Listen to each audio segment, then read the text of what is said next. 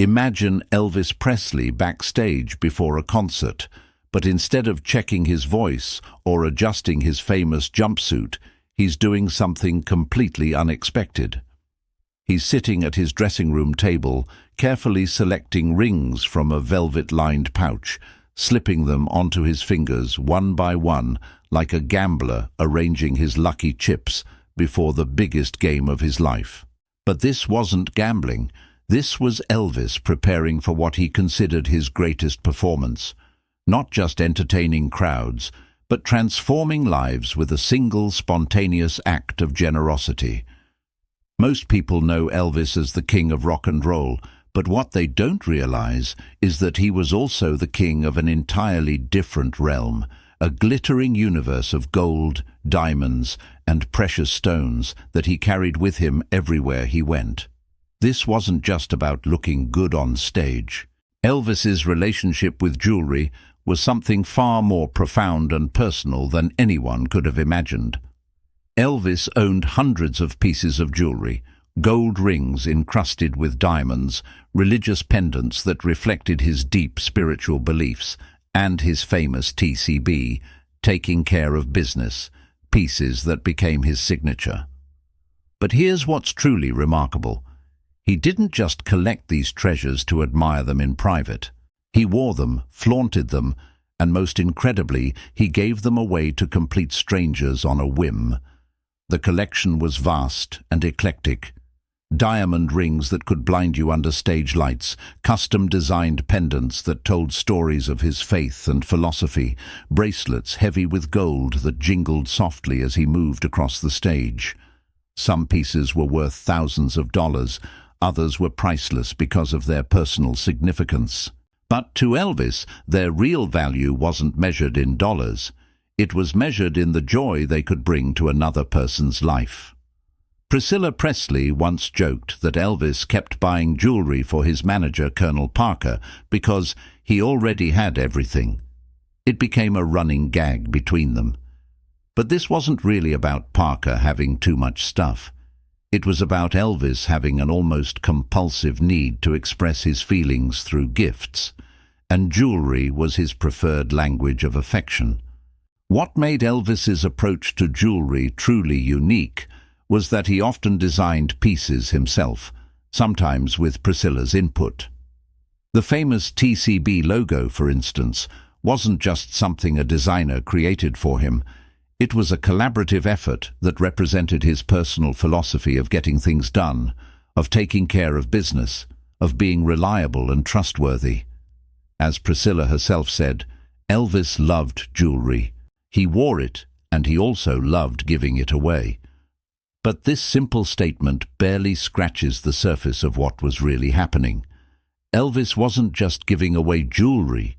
He was giving away pieces of himself, tangible memories that would outlast any autograph or photograph. Picture this scene. Elvis, dressed in his iconic white jumpsuit, sequins catching every beam of light, reaches into his coat pocket during a performance. The crowd thinks he's reaching for a handkerchief or maybe adjusting his microphone. Instead, he pulls out a ring, not just any ring, but a beautiful piece worth more than most people made in a month. And without hesitation, he hands it to a fan in the front row. In that moment, he's not just a performer anymore. He's a fairy tale come to life, a king literally sharing his treasure with his people. This wasn't a publicity stunt or a calculated move to generate headlines. This was Elvis being Elvis, impulsive, generous, and utterly authentic in his desire to spread joy wherever he went. To understand Elvis's obsession with jewelry, you have to go back to where it all began. A tiny house in Tupelo, Mississippi, where a young boy named Elvis Aaron Presley learned what it meant to have nothing, and later, what it meant to have everything. The contrast between these two worlds would shape not just his music, but his entire relationship with material possessions, especially the glittering treasures that would later define his image. Growing up in Tupelo, Elvis knew poverty intimately. His family struggled to make ends meet, moving from one small rental house to another, always one step away from financial disaster. His father, Vernon, worked various jobs trying to keep the family afloat, while his mother, Gladys, did whatever she could to make their humble surroundings feel like home. In this environment, luxury wasn't just rare, it was practically non-existent. But something interesting happens to people who grow up with very little. Sometimes when they finally achieve success, they don't just want nice things, they want to make sure that no one around them ever has to feel the emptiness of want that they once knew. This psychological pattern would later manifest in Elvis's almost compulsive generosity, particularly when it came to jewelry. Some psychologists and biographers have speculated that Elvis's penchant for jewels was a direct psychological response to his childhood deprivation. While this theory can't be proven definitively, there's certainly evidence to support it. The man who once had nothing became someone who couldn't bear to see others go without, especially when it came to beautiful things that could make someone feel special. Here's a fascinating detail that most people don't know. Elvis believed his birthstone was a black diamond, not the traditional diamond associated with April births.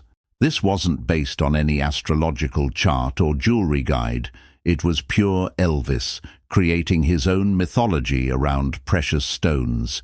He spent years searching for the perfect black diamond, a quest that remained unfulfilled even at the time of his death.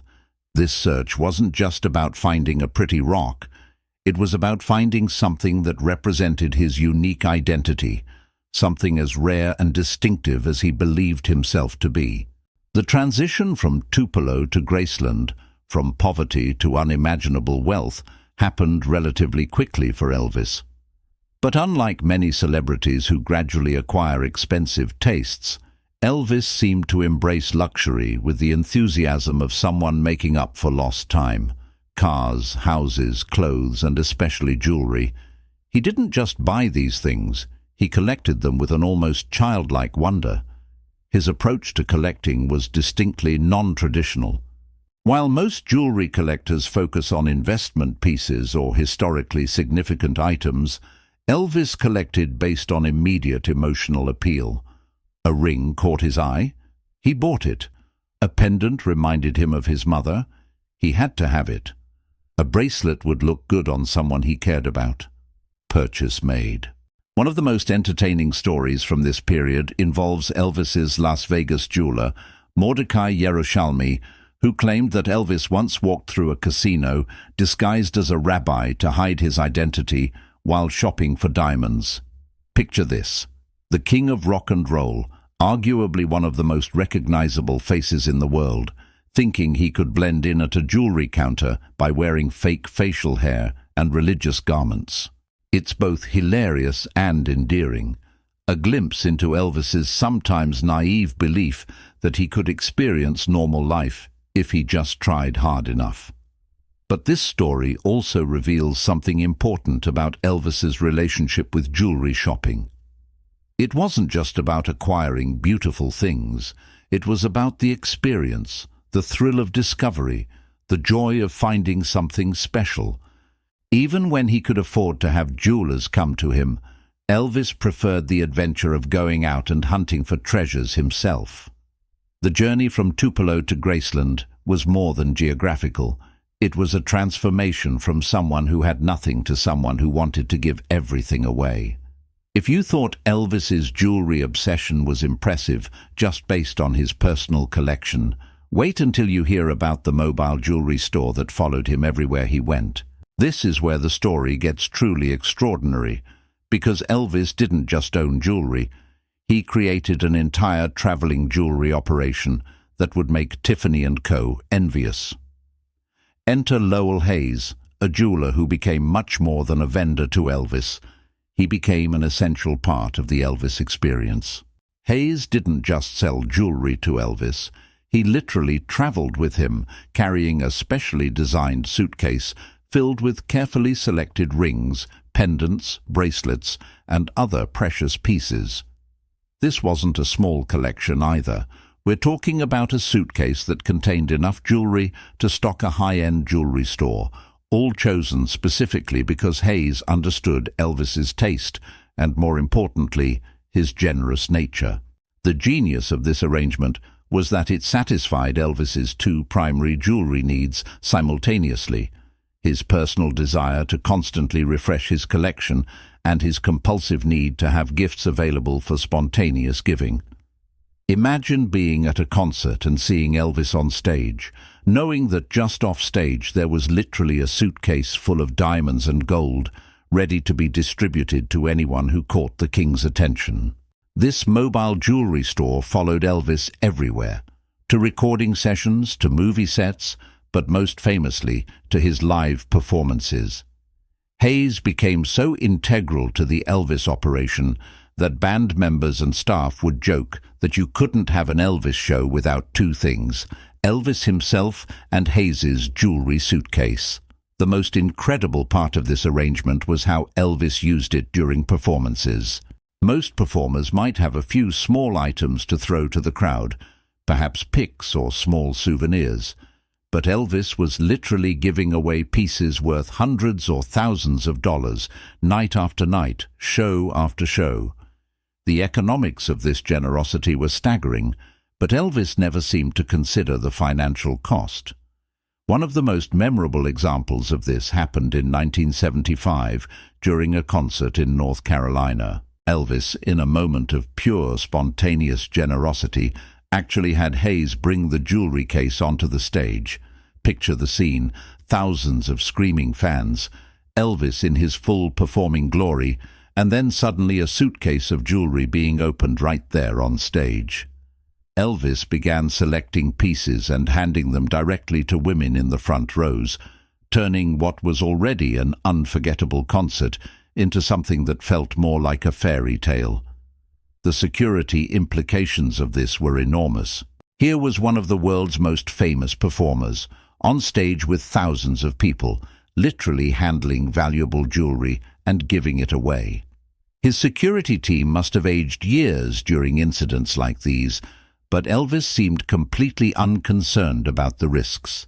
To him, the joy of giving outweighed any potential dangers. Sam Thompson, one of Elvis's security guards, experienced this generosity firsthand when he received a gold bracelet that Elvis was actually wearing during a Las Vegas performance. Thompson had simply admired the piece, and Elvis, without hesitation, removed it from his own wrist and handed it over. As one insider noted, Elvis would wear a favorite piece and then present it to a staffer who admired it. This wasn't an occasional occurrence, it was standard operating procedure for Elvis. The psychological profile of someone who operates this way is fascinating. Most people, even generous people, think before they give expensive gifts. They consider the recipient, the occasion, the appropriateness of the gesture. Elvis seemed to operate from pure impulse, driven by an immediate emotional response to make someone happy. The monetary value of the jewelry was almost irrelevant to him. What mattered was the emotional value of the gesture. This traveling jewelry operation transformed Elvis's concerts from mere musical performances into something closer to religious experiences, where the king literally showered his faithful with treasures from his personal collection. If Elvis's jewelry generosity had been limited to close friends and family, it would have been remarkable enough, but the true scope of his giving goes far beyond what most people could imagine. Elvis didn't just give jewelry to people he knew well, he gave it to complete strangers, to fans he'd never met before and would never see again, turning every encounter into a potential fairy tale moment. The culture of gifting that Elvis created around himself was unlike anything seen before or since in the entertainment industry. While other performers might sign autographs or take pictures, Elvis was literally giving away pieces of jewelry that were worth more than most people's cars. This wasn't just generosity. It was generosity on a scale that bordered on the mythical. His band members and staff were the most frequent recipients of Elvis's jewelry gifts, but even they never knew when lightning might strike. A casual compliment about a ring Elvis was wearing could result in that ring being pressed into your hand before you could finish the sentence. Bodyguards, musicians, sound technicians, hotel staff, nobody was safe from Elvis's spontaneous gift-giving, and nobody complained about it either. The famous TCB pendants became particularly significant gifts.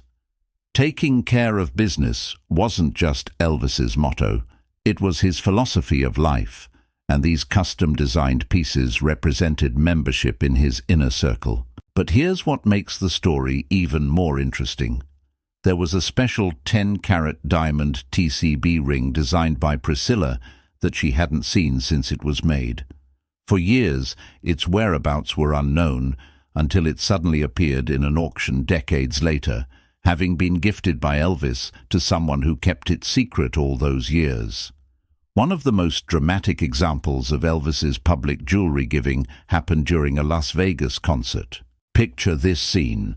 Elvis is in the middle of performing.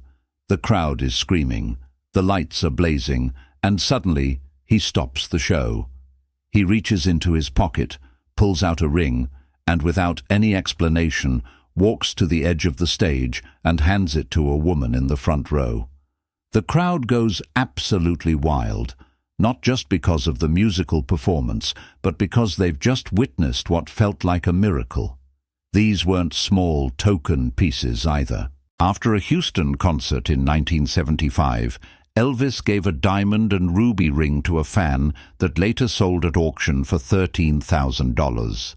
And that was decades after the original gift, meaning its value at the time was probably even higher relative to average income.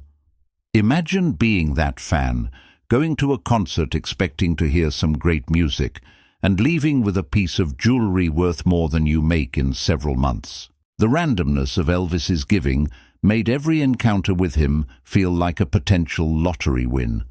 Waitresses, hotel maids, elevator operators, taxi drivers, anyone who provided service or just happened to be in Elvis's vicinity when he was feeling particularly generous might find themselves the recipient of an unexpected treasure.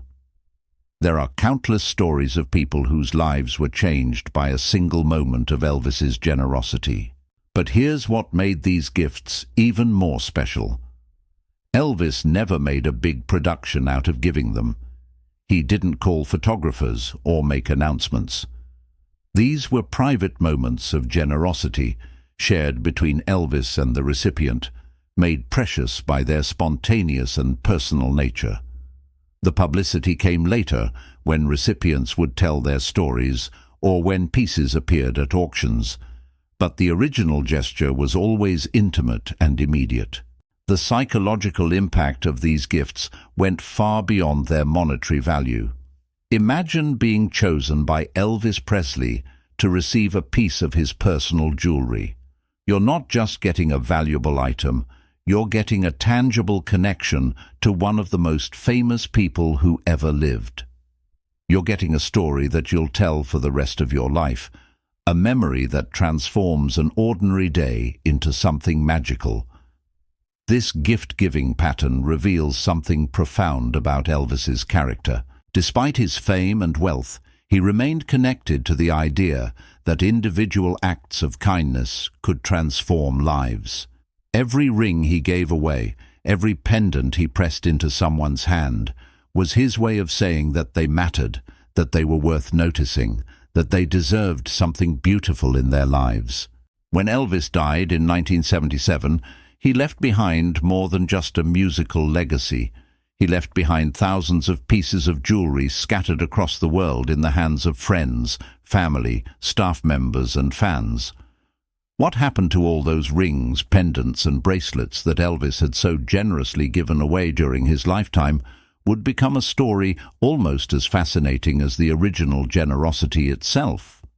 The first challenge was simply cataloguing what existed. Unlike most collectors who keep meticulous records of their acquisitions, Elvis had given away jewelry so spontaneously and frequently that nobody had a complete list of what had been gifted to whom.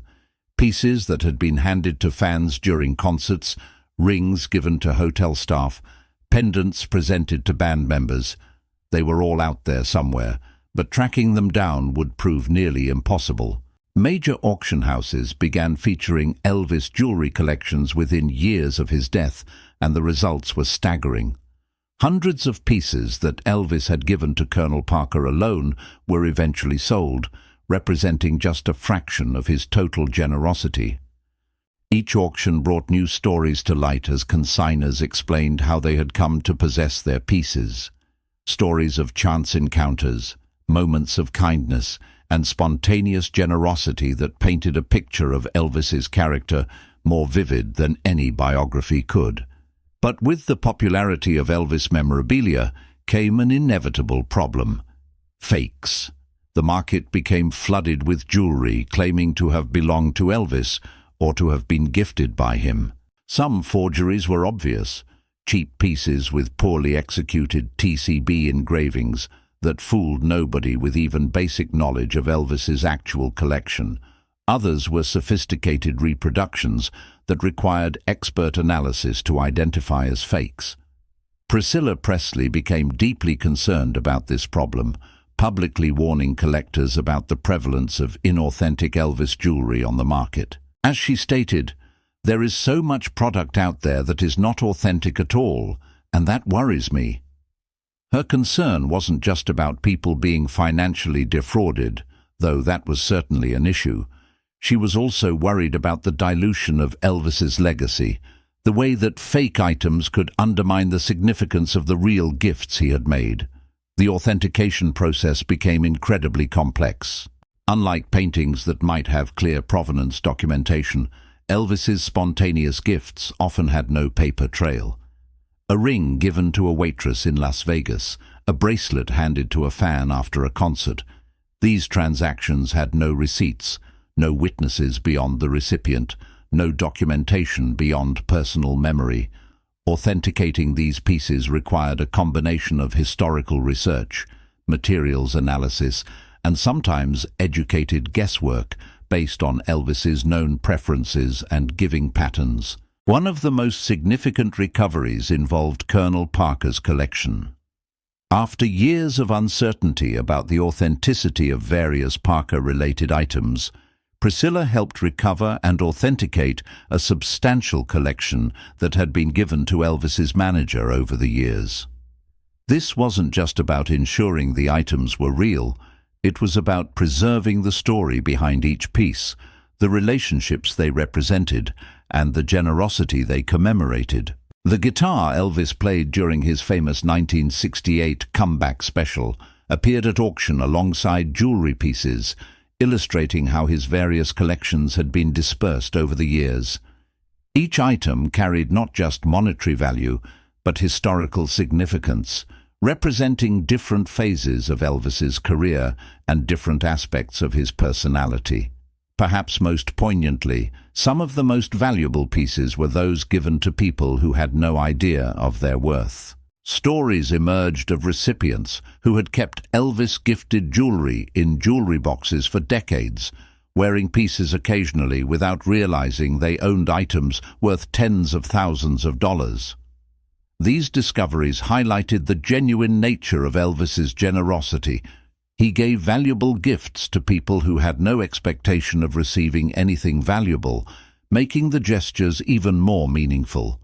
The ongoing battle for authenticity reflects something important about Elvis's legacy. His generosity was so spontaneous and widespread that properly documenting it became almost impossible.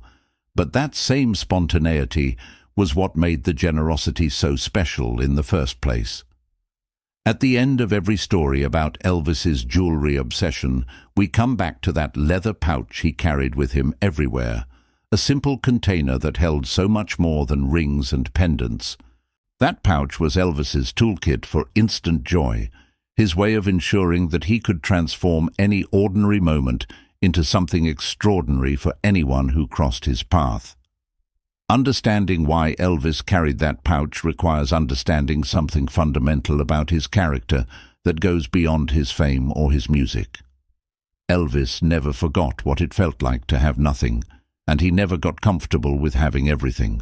The pouch represented his solution to this psychological tension, a way to constantly redistribute his good fortune to others who might need a moment of magic in their lives. For Elvis, jewelry was never just about personal adornment or status display. It was a currency of emotion, a way to express feelings that words couldn't capture. When he handed a ring to a stranger, he wasn't just giving away a valuable object. He was giving away a piece of his success, a tangible reminder that dreams can come true, that life can surprise you with unexpected blessings. The pouch also symbolized Elvis's desire to remain connected to people despite his enormous fame. Most celebrities at his level of success become increasingly isolated from normal human interaction, surrounded by handlers and barriers that prevent spontaneous contact with fans and strangers. But Elvis's jewelry pouch allowed him to break through those barriers instantly. He could transform any encounter from a distant celebrity sighting into a personal, intimate moment of connection. Think about the psychology behind this behavior. Elvis could have expressed his generosity in many ways. He could have written large checks to